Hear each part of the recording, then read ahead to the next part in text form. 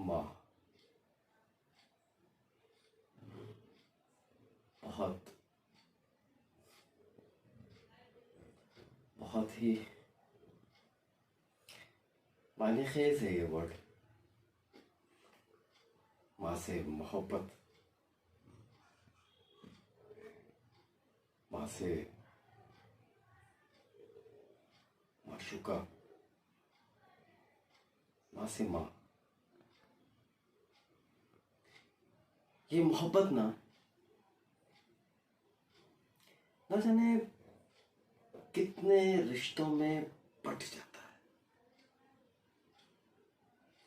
और हमें खुद के उन कच्चे धागों में समेट लेता है, संजो लेता है और हम उसमें उलझ से जाते हैं।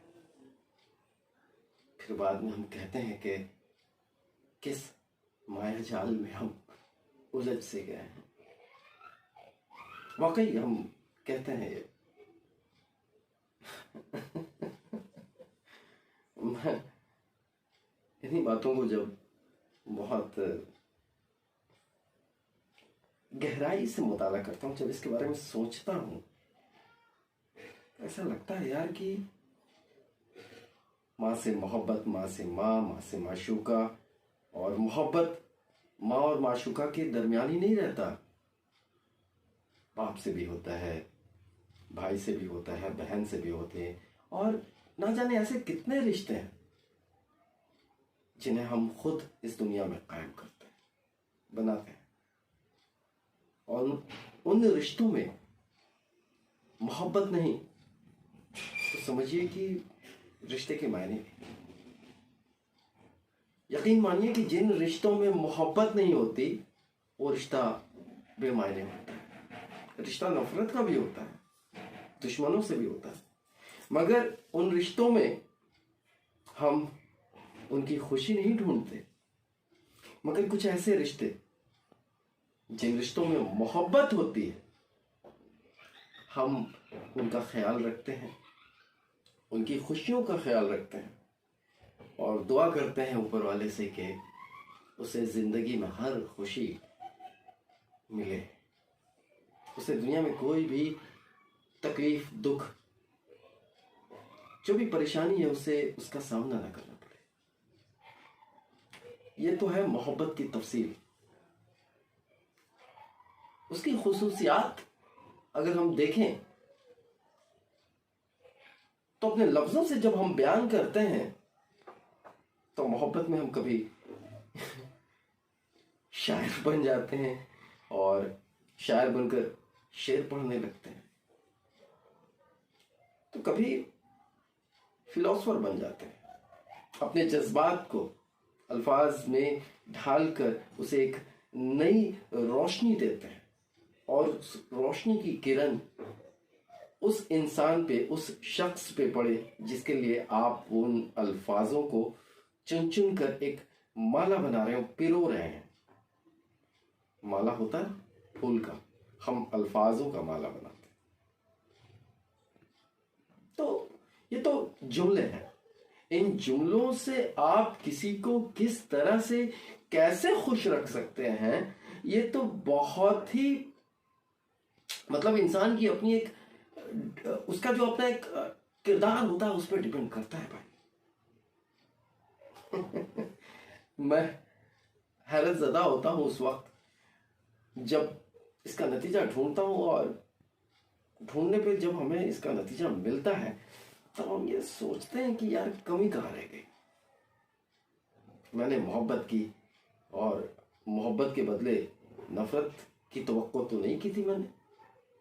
मैंने तो मोहब्बत के बदले मोहब्बत मांगी थी, ये सोचकर कि अंधेरे को अंधेरा दूर नहीं खत्म कर सकता, उसे खत्म नहीं कर सकता। मोहब्बत से मोहब्बत को जीता जा सकता है। रोशनी, अंधेरे को खत्म किया जा सकता है रोशनी जलाकर, नफरत को खत्म किया जा सकता है मोहब्बत देकर, एहसास कराकर। तो हम कहाँ रुक जाते हैं? हम उसमें क्या वाकई जिस तरह से हम किसी को मोहब्बत देते हैं तो मतलब वो शख्स भी आपको वापस उसी तरह से मोहब्बत देता है? ऐसा लगता है? ऐसा नहीं लगता। ये तो कुछ मुकद्दर की भी बात है। माँ से मुकद्दर भी होता है, माँ से मोहब्बत होती है, माँ से माँ होती है, माँ से मुकद्दर, माँ से माशूका। तो ये सारी चीजें, लेकिन आज हमने जो एक निष्कर्ष निकाला, जो मैंने एक नतीजा निकाला, यार अगर नहीं मिला मुझे कोई मेरे मोहब्बत का सिला, तो कहीं ना कहीं मेरे मोहब्बत को पेश करने में, उसे अदा करने में, एहसास कराने में कहीं ना कहीं कोई कमी रह गई। और उस कमी को हम कैसे पूरा करें, ये भी सोचा। और जब ये सोचकर आज मुझे पता चला यार कि हम इसे इस तरह से कर सकते हैं, तो मैंने कोशिश भी की और आज से जिंदगी का एक नया मामूल बनाया कि हमें किस तरह से लोगों का दिल जीतना आना चाहिए। एक एक्टर के तौर पे, एक औलाद के तौर पे, एक इंसान के तौर पे, अच्छे इंसान के तौर पे, कि हम कैसे किसी को खुश रख सकते हैं अपने ज़बान से, अपनी शीरीन ज़बान से। अब मतलब अपनी ज़बान, मीठी ज़बान से। यार दुनिया में कुछ नहीं है, हम अपनी खूबसूरत बोलचाल से किसी को खुश रखें, इससे बड़ी दुनिया में कोई चीज़ हो नहीं सकती। बदले में उनसे दुआएं लें, अपने से बड़ों से दुआएं लें, और दुआ एक कामयाबी का हिस्सा है। शायद कभी हमारी ज़बान खाली चली जाए, चूँकि हम तो गुनहगार हैं, पापी हैं। किसी की दुआ अगर मेरे हक में आती है और वो दुआ रब्बुल आलमीन सुन ले, तो शायद कहीं ना कहीं उसकी दुआओं का एक असर होता है, वो हमारी कामयाबी में जुड़ सकता है, कह नहीं सकते। तो मेरे कहने का मतलब यही है, मफहूम जो है, कि हम जब भी मिलें मोहब्बत से मिलें, इखलाक से मिलें, भाईचारे से मिलें और इसे कायम करें। Thank you.